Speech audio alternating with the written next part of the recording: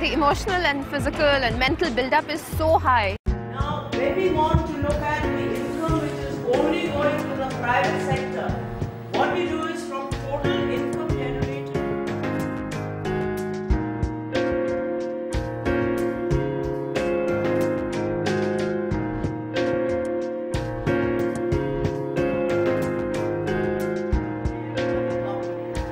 Now, the share of the government will come second. There's too much of pressure that's been put on all of us because of the class 12. As in, they make it sound as if that's the most crucial year for us, where their entire life is decided just on those 3 hours or on 5 days. It becomes really hectic for us. If I go down even by 0.5%, then my teachers, my friends, and even my friends at home start questioning me, what's happened to you, what's wrong with you, are you okay, what are your distractions and everything. So that kind of gets onto you, the society pressure, the peer pressure, and the pressure from the teachers. The 12th standard board exams are a do or die effort. One examination of 2 or 3 hours, during which in one fell swoop the fate of the child is decided. What they get in the 12th standard, whatever percentage and marks they get, decides what college they go to, what course they do, and what career they take later on. But US depends on work done by the students as projects, as term papers, as a lot of written work, presentations throughout the year, and that is important. Whereas in the Indian system, it's what you produce at the end of the session in 3 hours as a test is what counts. After class 10, a child, depending on his interests, needs to choose a particular stream. He could go into humanities, he could go into the sciences, or he could go into the commerce stream. I've taken up the commerce stream because I plan to do law after 12th. I'm studying physics, chemistry, maths, computer science and English. I've just come into my class 12 and I'm pursuing my humanities. And after this, I plan to take up mass communications and from there on journalism and print media. I think the education system really needs to refocus because it needs to be less marks oriented. Right now, it's completely driven by examinations. And it's like cramming up and everything else, and last minute preparation can actually make you do extremely well. The weightage of just that 1% is so high that it stresses out children completely. The media is filled around board time with tips to combat stress, stuff like that. A lot of it also, schools are adding up to the hype because, they have a whole range of de-stress activities for class 10 and 12 who are taking the board year.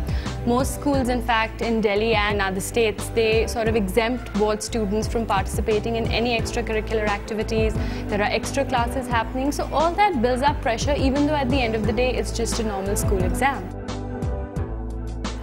Today's rising suicide rates as far as children regarding the 12th and 10th, according to me, in my opinion, communication would really at least bring down that level, where the communication with parents at home or with some adult figure in school, at least so that they can bounce off what they're feeling. I mean, if you're constantly feeling something and you're feeling pressure to perform, pressure to get into a certain college, and an inability to, when the reality you're not being able to perform like that, is when and you're not communicating about it, you take impulsive decisions because you're getting upset about it. 4 years ago, my sister took her class 12 board exams and she got in her 90s. So now my parents don't actually say to me that we want you to get 90, but they do sort of imply it. That when I'm going out with my friends, they tell me, why don't you stay home and study instead? The emotional and physical and mental build-up is so high that factors could be like, first of all, the environment around you. Since it's an event, the parents itself are so stressed about the whole thing that, oh my God, my child is in class 12. He has to perform, he has to score, otherwise after 12th what? I do think it's possible for the board to make it an internal matter, at least to some extent, in the sense that they can maybe set the paper, set out very clear-cut guidelines for marking, but let the teachers in the school handle the exam and the marking and the correcting of papers on their own. Just think of us, please. I mean, we're not computers out here. That I'd like to tell the person who's setting the board paper to please stick to the syllabus and test what we know as opposed to what we don't know. I mean, there are about 16 chapters that we need to complete within a span of about 6 months.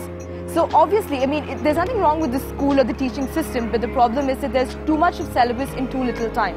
One should remember that we're dealing with lives which are children who are fragile, and their whole future depends on this one examination, or let's put it, this one mark. But I do believe that universities also need to take a lot more responsibility and get involved in this whole process of admission and set certain criteria so that there's not so much pressure only on that one public examination.